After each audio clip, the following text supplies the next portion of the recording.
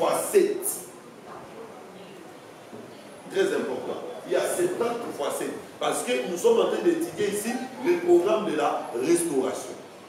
Nous allons voir qu'on ne peut pas parler de la restauration sans parler du pardon des péchés.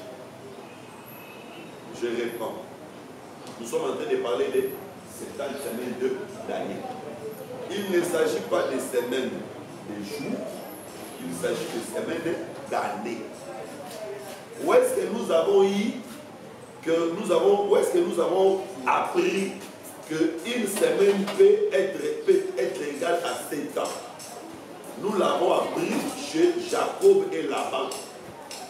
Quand Laban dit à Jacob que achève la semaine avec celle-ci et tu vas encore trouver une autre semaine pour l'autre là, en réalité la semaine dont Laban parlait était une période de 7 ans. Donc du coup, nous comprenons que dans le langage prophétique, une semaine peut être égale à 7 ans. Donc quand on dit 70 semaines, ça veut dire 70 fois 7. Le 7 ici, c'est semaine. J'insiste. Parce qu'il y a beaucoup d'églises où il y a des prophètes qui prêchent la prophétie, mais si tu vas poser la question à ceux qui suivent, ils ne comprennent pas. Alors, j'aimerais que vous aussi vous soyez à mesure d'en parler. Parce que la prophétie, connaître c'est bien, mais en parler, le problème c'est être à mesure d'en parler. Être à mesure de communiquer aux autres. C'est ça mon souhait. Que vous ne soyez pas seulement à mesure de comprendre, mais aussi être à mesure d'en parler aux autres. De vulgariser la prophétie. Donc, le 7 ici, c'est semaine. Du coup, ça nous fait 70 fois, ça fait 4 ans. Alors, il s'agit du programme de la restauration. On ne peut jamais parler de la restauration s'il n'y a pas de pardon. Donc, les 70 semaines de Daniel, c'est un programme du pardon. C'est un programme du pardon. Alors, lisons Matthieu chapitre 18, verset 21 à 22.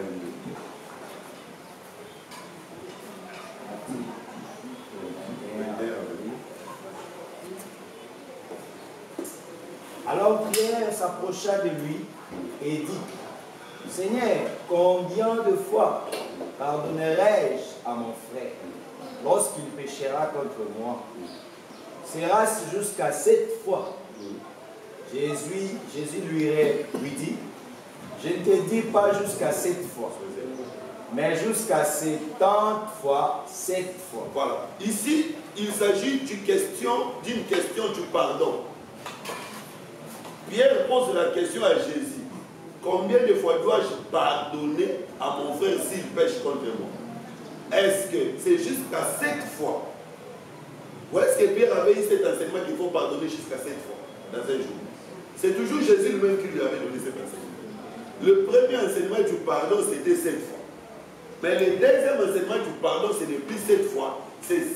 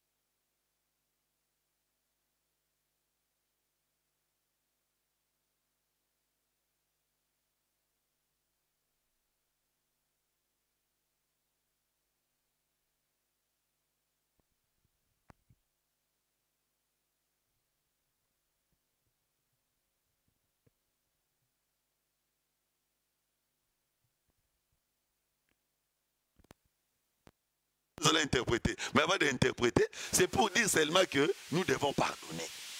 Toujours pardonner. On ne peut pas dire que non, lui là, on est fatigué, on va pas le pardonner, c'est fini, on les chasse pour du bon. Non, on ne chasse jamais un enfant de Dieu pour du bon. Donc, nous sommes dans l'état de la grâce, nous sommes toujours censés pardonner. Mais il y a un moment où il avait demandé de pardonner 7 fois. Je vais trouver le verset rapidement. Il y a un moment où Jésus lui-même avait demandé de pardonner 7 fois. C'est quelque part dans Luc. S'il y a un lecteur de la Bible, il peut aussi me trouver ces versets. Donc Jésus donne 2 plans de pardon. Le premier plan, c'était 7 fois. Luc chapitre 17, verset 4. Verset 3 à 4. À 4.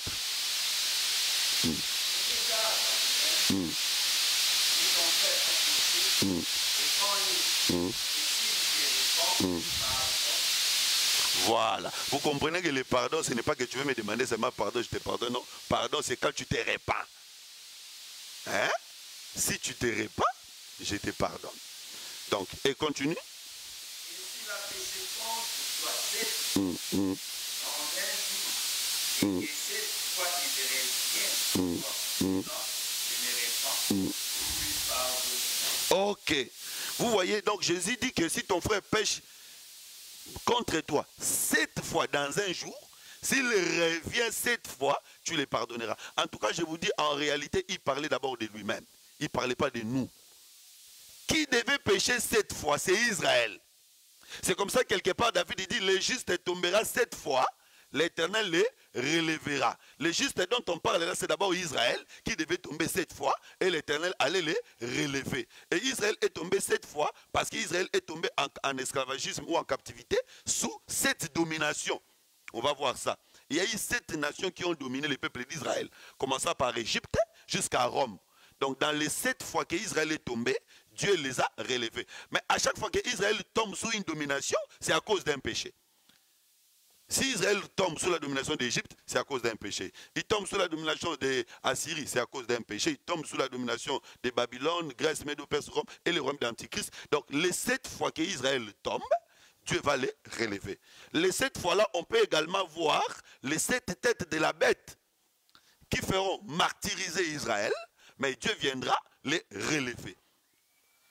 Alors, mais vous voyez que les 7 ici, c'est un langage qui concerne Israël.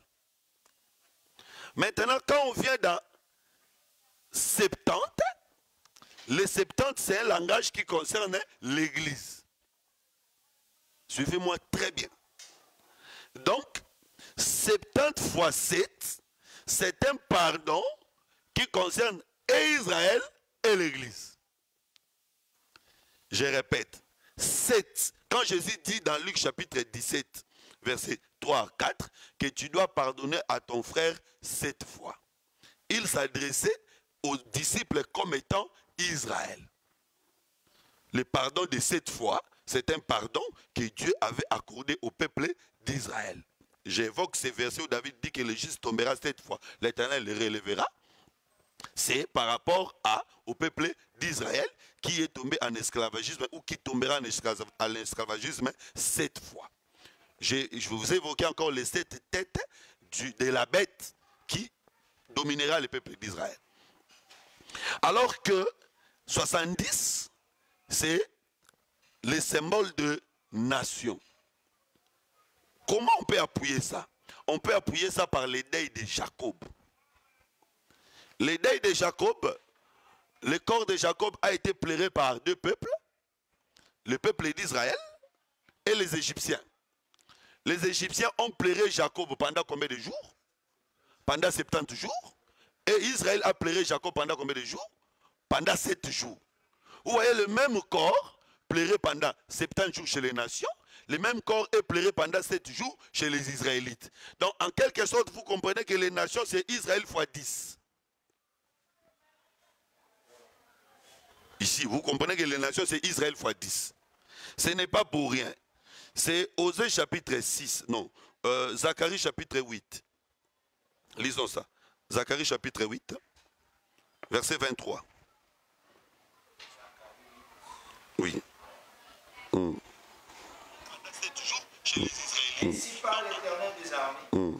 En ces jours-là, 10 hommes de toutes les langues des nations saisiront un juif par les bandes de son vêtement et diront 10 hommes de toutes les langues, de toutes les nations. Donc quand Dieu parle des nations, Dieu symbolise les nations par le nombre 10. C'est comme ça, si vous allez encore, même dans 2 Chroniques chapitre 4 versets 6 à 7, quand Salomon fait les temples, Salomon a mis 10 chandeliers et 10 bassins pour la purification. Alors que Moïse avait mis un seul chandelier, un seul bassin. Pourquoi Salomon multiplie par 10? Parce que dans les temples de Salomon, les nations aussi auront un parvis. Parce que Salomon avait fait les parvis extérieurs pour les nations. Vous voyez que quand on arrive chez les nations, Dieu multiplie toujours par 10. Ce qui était unitaire. C'est comme ça, vous allez voir que pour le peuple d'Israël, Dieu donne un programme de pardon de 7, mais pour l'Église ou pour les nations, quand on arrive dans un programme de pardon d'ensemble, Dieu donne un programme de 70. C'est très important. Donc, c'est pour dire que quand Jésus disait à Pierre que tu vas pardonner à ton frère 70 ou bien 70 fois 7 fois, il s'agit maintenant du pardon de l'humanité qui inclut et les nations et Israël. Alors que quand il lui parlait de pardonner 7 fois, il ne s'agissait que du pardon d'Israël. Ça, c'est très important. Et maintenant, j'aimerais que vous puissiez comprendre que 70 semaines de Daniel, donc 70 fois 7, c'est un programme de pardon. Si vous avez les yeux, vous pouvez voir que c'est comme si c'est aussi un programme de pardon qui concerne et Israël et les nations. Parce qu'on a 70 et 7. Je sais que plusieurs prédicateurs disent que 70 semaines de Daniel, c'est exclusivement pour le peuple d'Israël. Je ne suis pas contre. Mais j'aimerais vous ajouter un autre élément, une autre dimension. Parce que la prophétie a des pieds. La prophétie marche. Dieu avait dit à Habakkuk, attends-la, elle marche vers son accomplissement. Donc si tu la vois aujourd'hui ici, demain tu peux la voir là-bas. C'est la même prophétie. Alors il faut vraiment avoir les yeux pour voir les déplacements de la prophétie. L'ange était en train de parler à Daniel. On va lire ça. Daniel chapitre 9, je crois à partir du verset 10. Il dit, 70 semaines ont été fixées pour ton peuple, pour ta ville. Le peuple de Daniel, c'est Israël. La ville de Daniel, c'est Jérusalem. Mais, dans les 70 semaines, l'église se trouve dans une parenthèse. Nous avons, on va étudier ça à profondeur. Nous avons ici 7 semaines plus 70 semaines, c'est la première partie. Et nous avons la deuxième partie, c'est une semaine. Où se trouve l'église? L'église se trouve au milieu. L'église, c'est dans les 70 semaines ou à l'extérieur des 70 semaines. L'église se trouve dans. Si le programme ne concernait pas l'église, l'église allait être soit ici, soit là-bas. À ce moment-là, on va dire que ce programme ne concerne pas l'église. À partir du moment où l'église se trouve dans, c'est que l'église est là. Mais pourquoi Daniel n'avait pas vu l'église? Parce qu'à cette époque-là, l'église était un mystère. Donc à l'époque de Daniel, l'église était encore un mystère. Voilà pourquoi Daniel n'avait pas vu l'église. L'église était encore comme Ève dans Adam. On ne pouvait pas voir. Ève existait déjà parce que quand Dieu a créé l'homme, Dieu a créé l'homme et la femme. Mais la femme ne s'est manifestée que quand l'homme était endormi. Donc l'église existait, même à cette époque, l'église existait, mais l'église était encore dans l'homme. Voilà pourquoi l'ange ne pouvait pas parler de l'église. Mais maintenant que la prophétie a marché, maintenant que l'église s'est manifestée, est-ce que nous devons encore parler le langage de Gabriel? Nous ne pouvons plus parler le langage de Gabriel. Parce que ça, est-ce que les gens vont me comprendre? Parce qu'il y a des gens qui n'aiment pas comprendre. Et il y a des gens qui n'aiment pas voir comment est-ce que la prophétie marche. Ils aiment rester toujours là où... Non, la prophétie vraiment marche. Et puis la connaissance s'augmente. Donc le langage de Gabriel à Daniel, c'était par rapport à cette époque-là. L'église était encore un mystère. Voilà pourquoi Daniel a parlé. Parce qu'il y a quelque chose qui va concerner Israël et l'église. Ça va se faire ici. Le ouin qui sera retranché. Le ouin qui sera retranché, le ouin ne sera pas retranché seulement pour Israël. Le ouin sera retranché et pour Israël et pour l'église. Donc c'est pour dire que ceux qui disent que 70 semaines de Daniel ne concernent que Israël, ils ont bien vu. Mais ils ont vu avant la manifestation de l'église. Maintenant que l'église s'est manifestée, on ne peut plus dire que ce programme ne concerne qu'Israël. Non, ce programme concerne aussi l'église. Nous sommes censés l'étudier parce qu'il y a quelque chose qui nous relie, nous et Israël, c'est le retranchement du ouin. Donc c'est à partir du ouin que nous voyons que nous aussi nous étions inclus. Voilà pourquoi nous sommes en train d'étudier ces programmes. Parce que si c'est un programme qui ne concerne que le peuple d'Israël, pourquoi allions-nous l'étudier? Si nous l'étudions parce que nous sommes concernés. Ça c'est très important. Alors maintenant nous voyons 70 et 7. Donc le fait qu'il y a 70 et 7, c'est-à-dire c'est un plan de pardon pour Israël et pour nous les nations. Et le pardon pour Israël et pour les nations, c'est fait par le retranchement du ouin. Donc la mort de Jésus, c'est pour Israël et pour les nations. Voilà pourquoi, sur la croix de Golgotha, il devait y avoir des brigands à côté de la croix. Les deux brigands à côté de la croix, c'est les 70 et les 7. C'est-à-dire Israël et l'Église. Alors nous sommes, on nous ajoute un zéro, c'est pour montrer seulement la supériorité de l'Église devant Israël. C'est comme ça vous allez voir que les deux brigands, il y a un brigand qui avait une foi supérieure à l'autre. Ça c'est très important. Alors je vais aller vite parce qu'il faut que j'interrompe dans quelques minutes. Alors lisons ça maintenant. Allons dans Daniel chapitre 9. Daniel chapitre 9. Bon, je trouve les versets, je pense que c'est à partir du verset 10.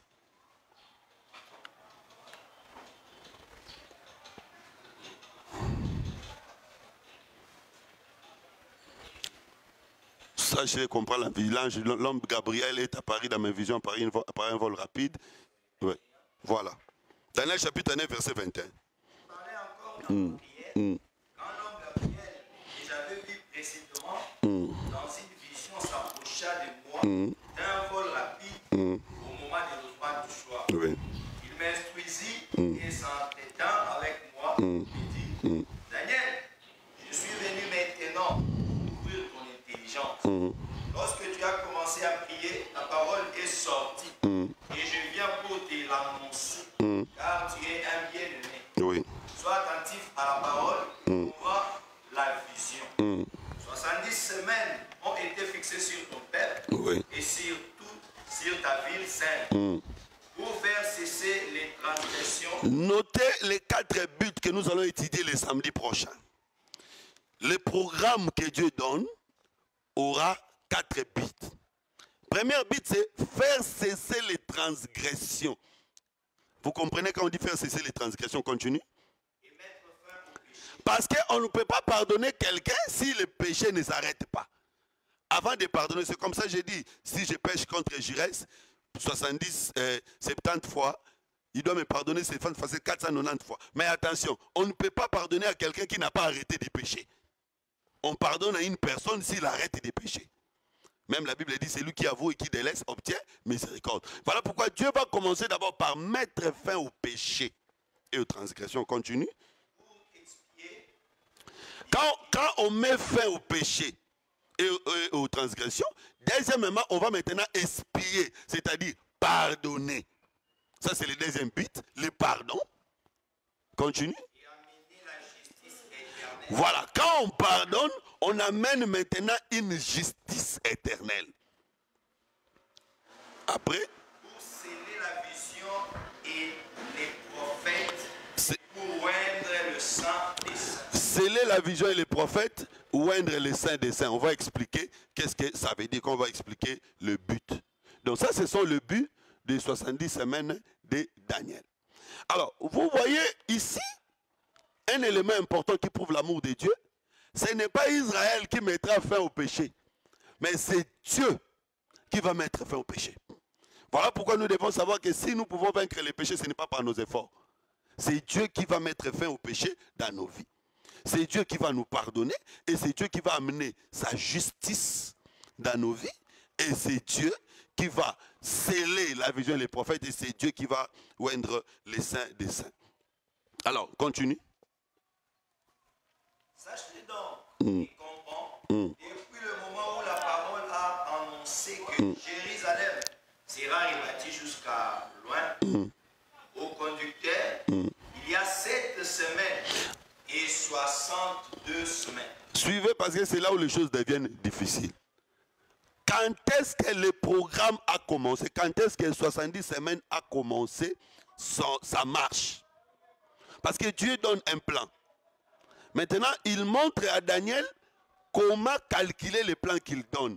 Nous savons déjà le nombre, c'est 490 ans. Mais comment calculer ces nombres-là? Comment calculer ces années-là? On va commencer à compter par où? Il dit, sache que depuis le jour où la parole a été annoncée, quoi? Papa parle? Annoncé que Jérusalem sera rebâtie jusqu'à loin. Depuis le jour où la parole a été annoncée que Jérusalem sera rebâtie jusqu'à loin, loin. Les loin. Depuis le jour où la parole a été annoncée que Jérusalem sera rebâtie jusqu'au loin. Les loin, c'est qui? Vous voyez? Donc, depuis que Jérusalem a été rebâtie jusqu'à Jésus, il y aura quoi? Il y a 7 semaines et 60. 7 semaines et 62 semaines. Ça fait combien? 69 semaines. Donc, c'est très facile de calculer. Depuis le jour où on a annoncé que Jérusalem doit être rebâti, jusqu'au jour où le roi est venu, jusqu'au jour où le roi est retranché. Continue là-bas parce qu'on va nous montrer. Les places et les fosses seront rétablies en deux. À des temps fâcheux. Après les 62 semaines, un roi sera rétabli. Voilà. Donc, depuis le jour où Jérusalem a été rétabli, jusqu'à la mort du roi, ça doit faire 69 semaines. Et il va rester une semaine. Je vous avais déjà dit, la semaine qui reste, c'est la semaine eschatologique. C'est la semaine qui cache les événements du temps de la fin. Donc ici, nous allons d'abord étudier les 69 semaines. Quand on finit les 69 semaines, nous allons un tout petit peu voir les événements qui se passent dans les temps de l'Église. Et après, nous allons voir maintenant la semaine eschatologique. Alors, donc vous comprenez que 70 semaines de Daniel a combien de parties? 3 parties. La première partie, c'est 7 semaines. La deuxième partie, c'est 62 semaines. Et la troisième partie, c'est 1 semaine. Alors, il dit que la première partie et la deuxième partie, qu'est-ce qui se fera? Jérusalem sera rebâtie. Donc, dans les 69 semaines ici, c'est le rebâtissement de Jérusalem, mais à des temps fâchés. C'est-à-dire qu'il y aura beaucoup de problèmes. Mais malgré tous ces problèmes, Jérusalem sera rebâtie. Ça, c'est aussi une espérance pour nous les enfants de Dieu. Si Dieu veut te rebâtir, si Dieu veut te reconstruire, même s'il y a des problèmes, Dieu va quand même agir. Ça, c'est très important. Mais alors, si vous lisez la Bible, il y a Esdras et Néhémie. Quel est le livre qui vient avant? C'est Esdras. Néhémie vient après. Qu'est-ce que Esdras a rebâti? Esdras.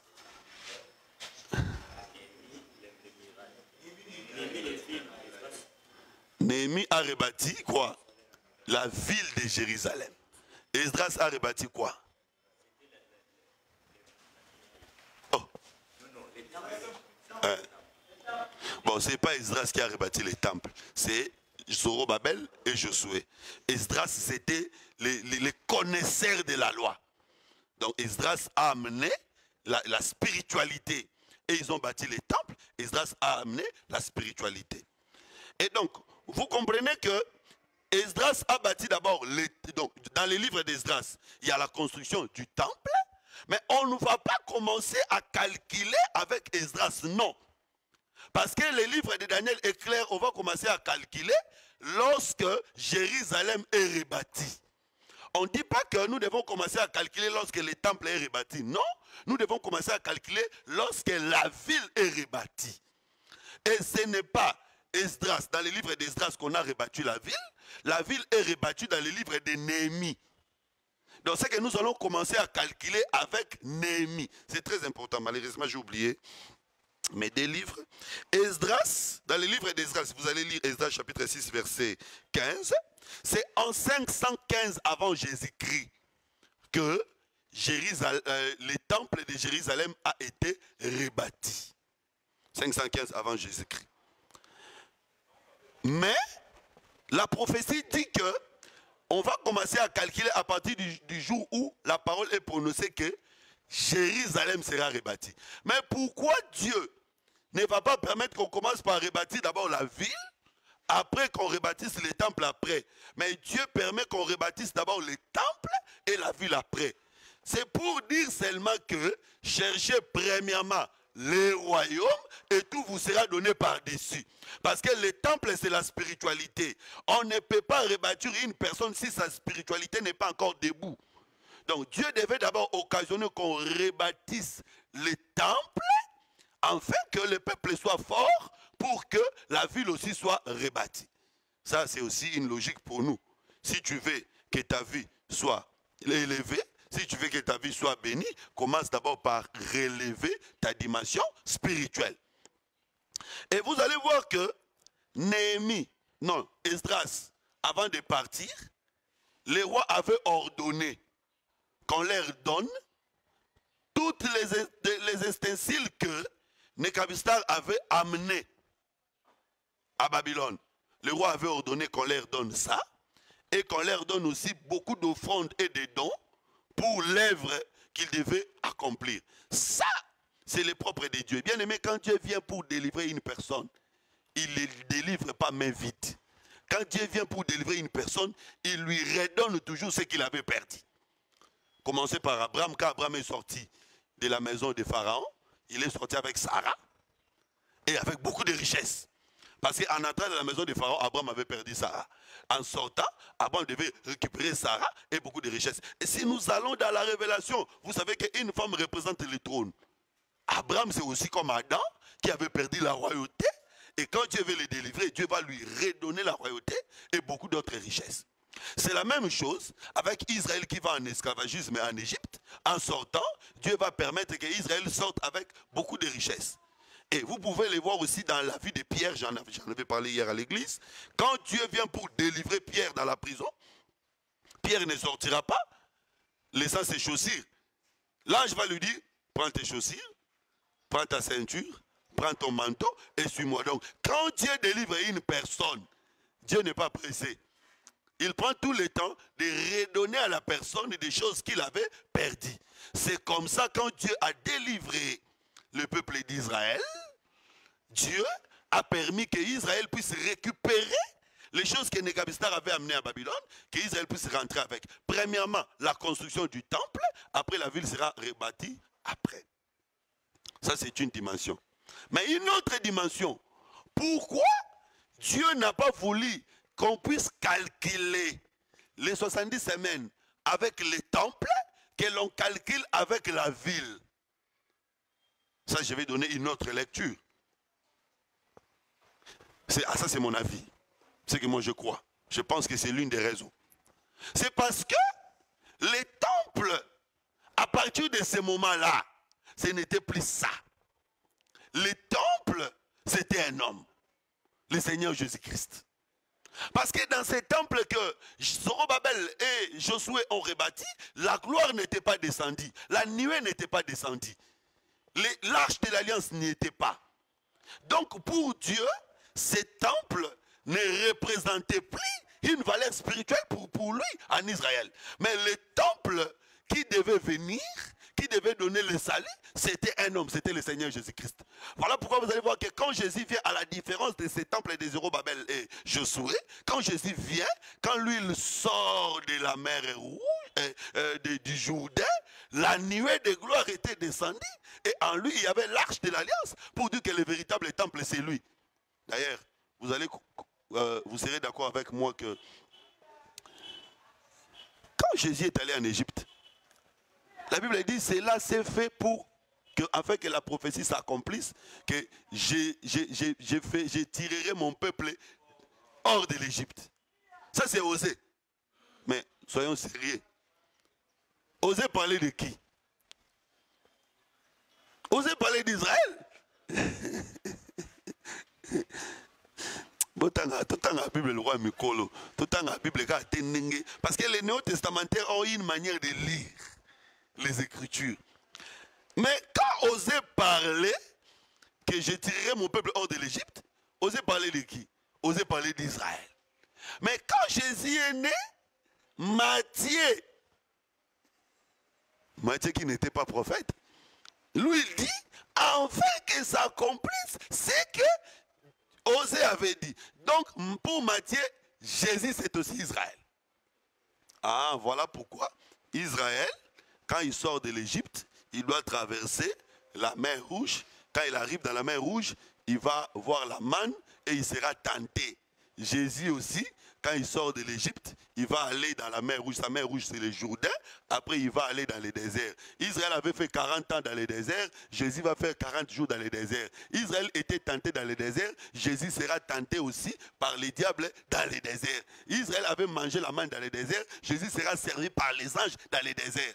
Quand il finit, il va traverser les Jourdains. Les Jourdains, c'est le symbole de la mort. Après, il va entrer à Canaan. Jésus aussi, quand il finit, il va à la croix. Après, il entre au ciel. Donc, c'est pour montrer que ces fils-là, c'était l'image d'Israël. Vous voyez. Donc, Dieu ne permet pas qu'on puisse compter avec ces temples-là. Parce que les temples-là, c'était juste symbolique. Mais le véritable temple, c'est le Fils qui va venir. Donc nous allons commencer à calculer à partir du moment où la parole a été annoncée que Jérusalem sera rebâtie. Et le rebâtiment de Jérusalem, c'est avec Néhémie. Vous pouvez lire Néhémie chapitre 2, à partir du verset 1er. Et c'était en quelle année? C'était en 445 avec le roi Artésésias.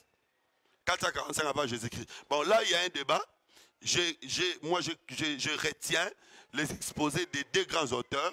Il y a le Suisse Roger Libier qui parle de 445 avant Jésus-Christ et il y a l'anglais Marc Tamperno qui parle de 450 avant Jésus-Christ. Voilà, moi, je vais vous pour la recherche azate.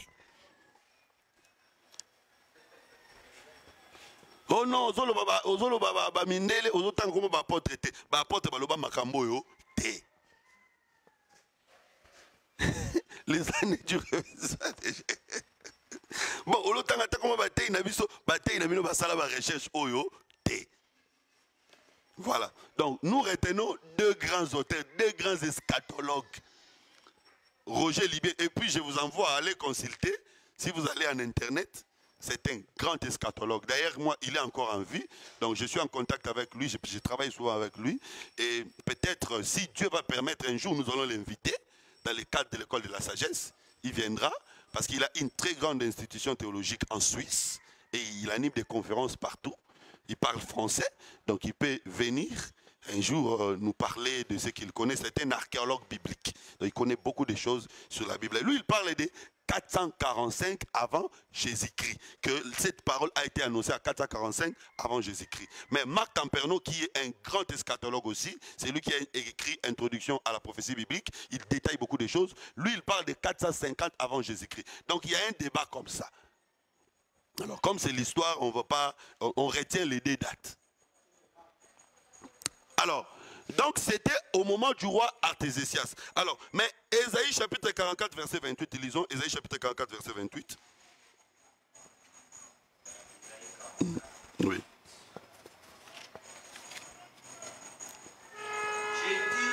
J'ai dit des Cyrus, il est mon berger, il accomplira toute ma volonté, il ira de Jérusalem.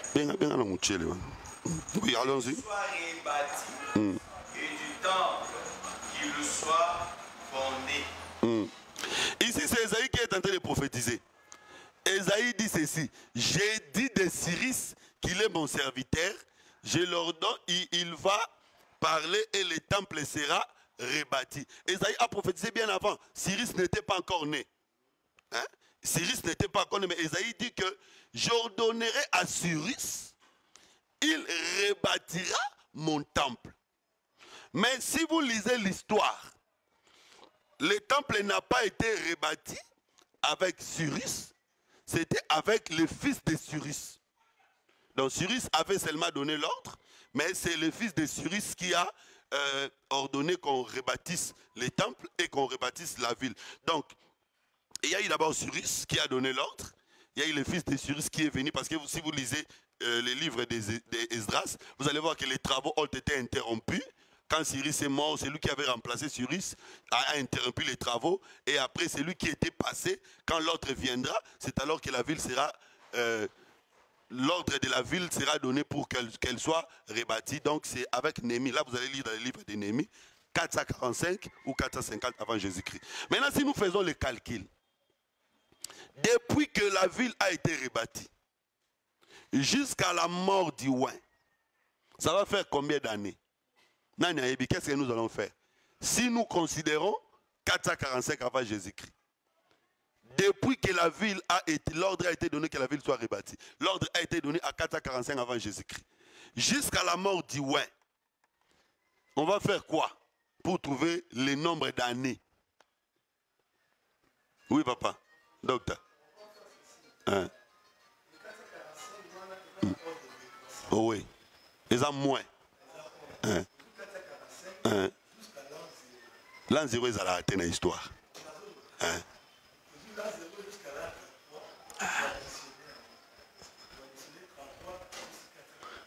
Si tu dis 0, c'est que tu as additionné 34. L'an 0 ils ont arrêté. Donc, ceux qui ont été comme 1. Donc, on va prendre 445 plus les 33 ans de Jésus-Christ. Vous savez qu'il n'y a pas une écriture qui dit que Jésus avait vécu 33 ans. Vous savez qu'il n'y en a pas. Il y a seulement l'écriture qui dit que Jésus s'est fait baptiser environ en 30 ans. On ne dit pas aussi que Jésus s'est fait baptiser en 30 ans. On dit que Jésus s'est fait baptiser environ à 30 ans. Mais nous affirmons que c'est 30 ans parce qu'un sacrificateur ne pouvait pas entrer en fonction avant 30 ans. Donc nous affirmons que c'est 30 ans parce que nous avons un appui. Donc voilà. Alors, donc nous prenons 445 plus 33 pour découvrir le nombre d'années de la mort du Messie. Très, vous comprendre. 445 plus 33, ça nous fait combien? 478 ans. Alors, si nous parlons avec Marc Tamperno, nous prenons 450 plus 33, ça nous fait combien? 483 ans. Alors, prenons maintenant, 69 semaines, ça fait combien d'années? 69 semaines, on va faire quoi? Tosani. 69 semaines, Tosa calculé.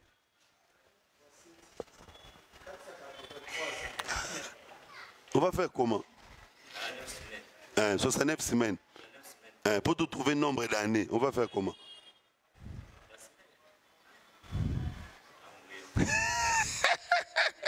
Alors qu'il est en face de moi. Mais nga souci na ngeza munda kiko bino ne bo metsi makambo souci na ngeza munda yangwana azama kaza. Donc non mais écoutez papa Giresse, c'est simple. 70 semaines, ça fait combien d'années? 490 ans. Pourquoi on a dit 490 ans? On a déjà expliqué, Osaï Kaka a expliqué. 70 fois 7, ça fait 490 ans. Maintenant, dans les 490 ans, combien d'années sont déjà passées? C'est 69 semaines qui sont déjà passées. 69 semaines, ça fait combien d'années? 483 ans qui sont déjà passés. Il reste combien d'années? Il reste combien d'années? Il reste combien d'années? Dans la prophétie, il reste combien d'années? Hein? Une année. Il reste 7 ans. Si on met 7 ans, ça va faire combien? 490. Papa, tu es là, mais tu n'es pas là. C'est ça le problème. Donc, vous comprenez que, selon la prophétie de Daniel, entre Roger Libier qui dit 445 et Marc Tamperno qui dit 450, qui a raison? C'est Marc Tamperno qui a raison. Que le message a été donné, c'était à l'an 450 avant Jésus-Christ. Parce que le professeur Roger Libé, c'est un homme qui parle très bien, mais ici c'est flou. Alors nous n'allons pas accepter parce que toi tu es Mundele, nous acceptons parce que ça concorde avec la prophétie. Parce que nous, notre problème, ce n'est pas de croire à l'histoire. Nous, notre problème, c'est de croire à la prophétie. Donc, quand l'histoire a pris la prophétie, nous disons Amen. Mais quand l'histoire contredit la prophétie, nous refusons. C'est comme quand la science appuie l'évangile, nous disons Amen. Quand la science n'appuie pas l'évangile, nous refusons. Donc, nous adoptons. Je vous ai donné des propositions pour que vous puissiez savoir pourquoi nous avons adopté le premier ou la deuxième. Donc, la parole a été donnée à 450 avant Jésus-Christ. Et si on fait le calcul, c'est jusqu'à la mort du Messie, ça fait 483 ans. Mais ce n'est pas si facile. Parce que lui aussi, Roger Libé, il va vous donner beaucoup de défenses. Il va vous dire par exemple que Jésus n'était pas baptisé à 30 ans, Jésus était baptisé à 28 ans, Jésus n'était pas né à l'an 1 comme on le dit, Jésus était né à l'an moins 5. Moins 4, moins 5, il y a des gens qui disent ça, Jésus était né à moins 4, moins 5. Mais là aussi moi je ne crois pas parce qu'on dit moins 4 avant Jésus-Christ. Maintenant toi tu nous dis que lui il était né à moins 4 avant Jésus-Christ. Vous voyez que ça n'a pas de sens.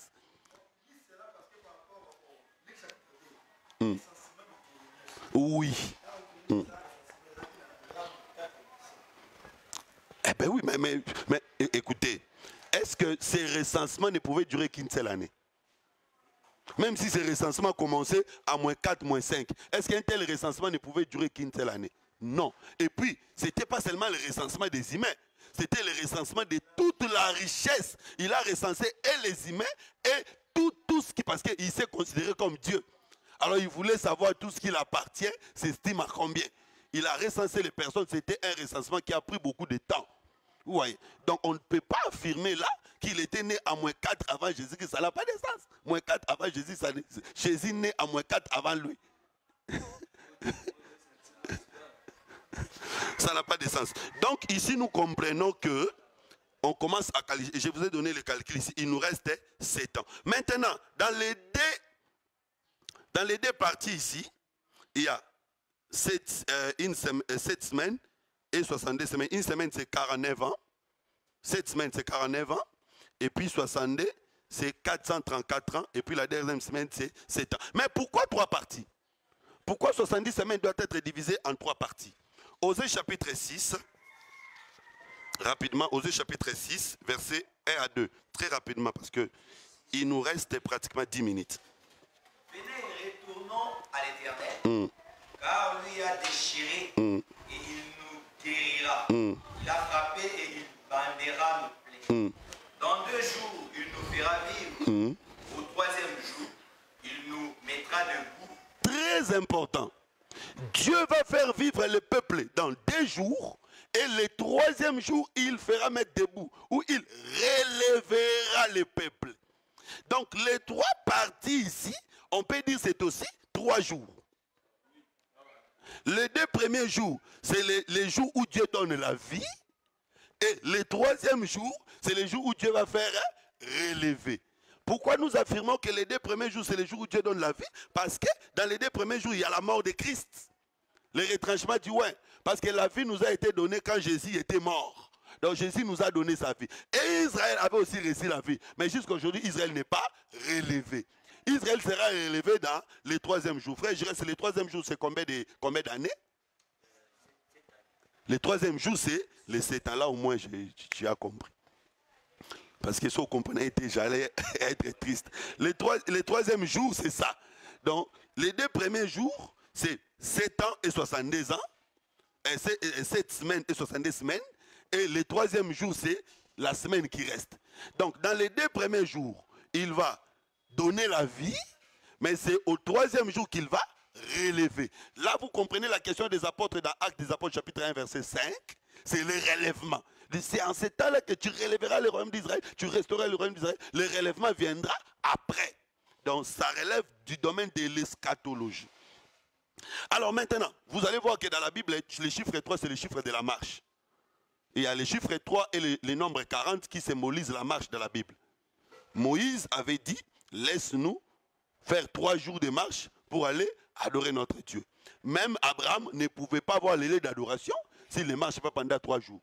Même Jésus avait dit, allez dire à ces renards que je travaille aujourd'hui, demain le 3e jour j'aurai fini. Donc quand on montre les 3 parties ici, c'est vraiment la totalité du service que Dieu va rendre à Israël. Et notre salut devait se faire dans les 3 jours de Christ dans la tombe.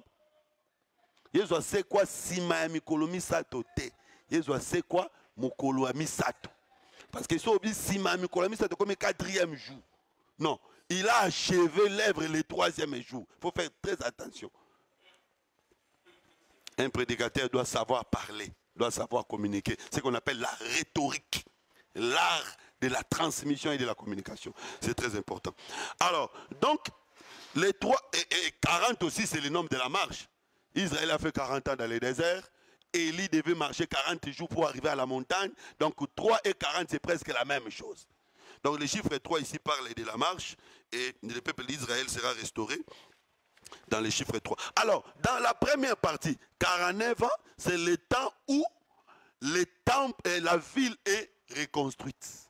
Néhémie travaille parce qu'il y avait déjà les temples, mais il devait travailler pour la reconstruction de la muraille, pour la reconstruction de la ville. Parce que le Messie ne pouvait pas venir dans une ville ouverte. Parce que tout ce qui se faisait, c'était la préparation de l'accueil du Messie. Tout ce qui se faisait, tout ce qui se fait dans les 2 premières parties, c'est la préparation de l'accueil du Messie. Le Messie ne pouvait pas venir dans une ville ouverte, le Messie devait venir dans une ville clôturée. C'est comme ça que Jésus parlera de la notion du trou de l'aiguille. La notion du trou de l'aiguille. Parce que les gens ont tendance à faire des débats. J'invite encore les autres à chercher les débats sur ça. Le trou de l'aiguille. C'est une expression. Non, et quand on lit la Bible, non, en réalité, non, dit. Si tu ne comprends pas les choses, il ne faut pas interpréter. Avant d'interpréter quelque chose, il faut comprendre d'abord qu'est-ce que ça veut dire.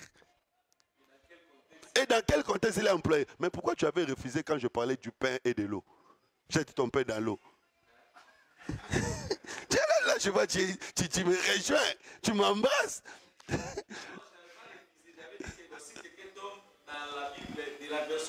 Oui. Et puis vous les brandissez les héros, vous dites que non, moi j'ai expliqué par rapport à Louis II. Par rapport à d'autres versions, nous avons d'abord Louis II. Voilà. Non, mais même avec Louis II, tu peux chercher à comprendre les sens avant d'interpréter. Vous voyez, même avec Louis II, il faut chercher. C'est comme ça que je vous dis que l'interprétation de la parole, ce n'est pas une chose facile. Ce n'est pas du jour au lendemain, tu te réveilles, tu dis, ah non, il y a un moment, parce que ce n'est pas de l'aventure. Il faut faire le travail d'exégèse, ce n'est pas un travail qu'on fait vite, non. C'est un travail qu'on fait en étudiant les Écritures, en comparant les Écritures, ça prend du temps. Donc il faut prendre le temps. Tu peux faire même 3 mois en préparant une seule prédication. Tu prends le temps, tu prépares. Au moins la réalité, bon, so tei yango et vous en démontez muto a beti mbang aye ulbosa bato andolo babilobela. Bah fire, amen. Et s'il m'a été ici. Mais profondeur, il n'y en a pas. Et puis les gens qui ont la profondeur n'aiment pas beaucoup d'amen. Si tu vois quelqu'un cherche beaucoup d'amen dans la salle, c'est qu'il n'a rien à dire. Parce que quand quelqu'un a des choses à dire, trop d'amen, comment je vais communiquer? Quand j'étais à Colosie, j'ai prêché un papa, le vieux qu'on appelle les patriarches. Il s'est fâché. Parce que moi, j'ai prêché, Badbazo criait, oh, mais non, mais viens, tombeau, on le fait. Arrêtez!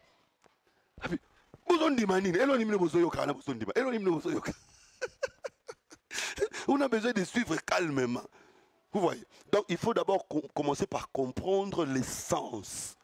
Quand Jésus viendra parler de la notion du trou de l'aiguille, parce qu'il était venu dans une ville qui était clôturée. Et le trou de l'aiguille, c'était les entrées laissées aux commerçants, par lesquelles les chameaux passaient. C'est pour affirmer que le Messie ne pouvait pas venir dans une ville ouverte. Le Messie devait venir dans une ville fermée. C'est très important, je crois que je vais en parler. Donc pendant les 7 semaines, il y a reconstruction de la ville. Et pendant les 62 semaines, il y a eu beaucoup de problèmes là. Nous n'allons pas les voir avec nos Bibles ordinaires.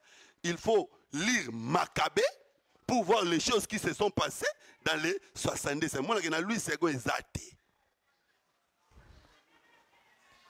Donc, le samedi prochain, nous allons lire Maccabée. Je crois qu'on va s'arrêter là pour aujourd'hui. Et puis on va commencer avec les 4 bits le samedi prochain.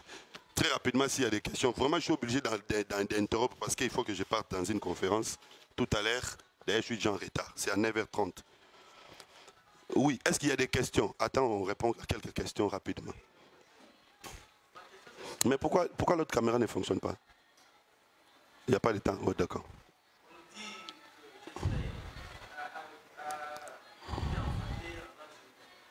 L'an 0 n'existe pas. Demandez les historiens, vont vous dire. On dit, Jésus est né à l'an 1.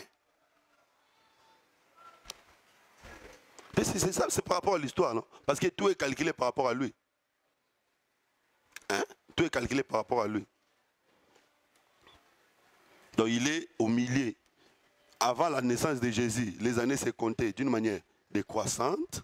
Et après la naissance de Jésus, les années se comptent maintenant d'une manière croissante. C'est ça l'histoire. Nous avons trouvé ça comme ça. On ne va pas changer ça. Une autre question. Oui, ma soeur.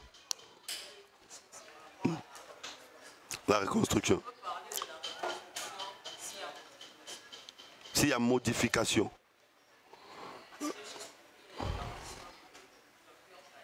Oui.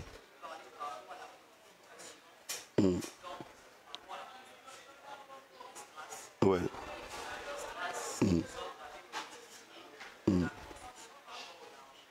Par rapport aux dimensions. Effectivement, nous aurons un cours sur les temples de Salomon. Nous allons parler sur la différence entre les temples de Salomon et les temples d'Esdras. Parce que les temples que Jésus a trouvés, c'était les temples de qui?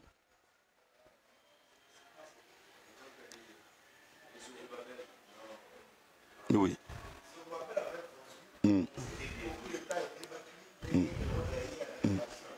Non, Hérode n'avait pas rebâti, mais il avait, qu'est-ce qu'on dit? Non, réhabilité, voilà. Hérode avait réhabilité. Parce qu'il y a eu beaucoup de problèmes. Avec Antiochus Épiphane, il y a eu beaucoup de problèmes. Nous allons voir ça dans cette deuxième partie. Il y a eu tellement de problèmes. Et Hérode le Grand, c'était un homme qui avait le goût de l'architecture. Donc c'est Hérode le Grand qui avait retapé, réhabilité ces temples, qu'il a fait encore très beau. C'était Hérode le Grand. Donc nous allons voir la différence. Mais les fondements restaient les mêmes. Parce que... Non, c'est toujours deuxième temple. Parce qu'il y a des gens qui pensent que c'est le troisième temple. C'est toujours deuxième temple, mais rénové. Rénové, réhabilité. Alors, on va parler de la reconstruction parce que c'est sur les mêmes bases. C'était le même base, le même fondement. On a utilisé les mêmes fondements pour ces temples. Et puis, ce sont les mêmes ustensiles qui étaient dans les premiers temples qui sont revenus dans les deuxièmes temples. Alors, une autre question, s'il y en a. S'il n'y en a pas, je vais m'arrêter là pour aujourd'hui. Frère Chirac, vous avez la parole. Donc aujourd'hui, on n'aura pas les deuxièmes cours. Les deuxièmes cours, nous en aurons les samedis prochains. Très bien, que Dieu vous bénisse.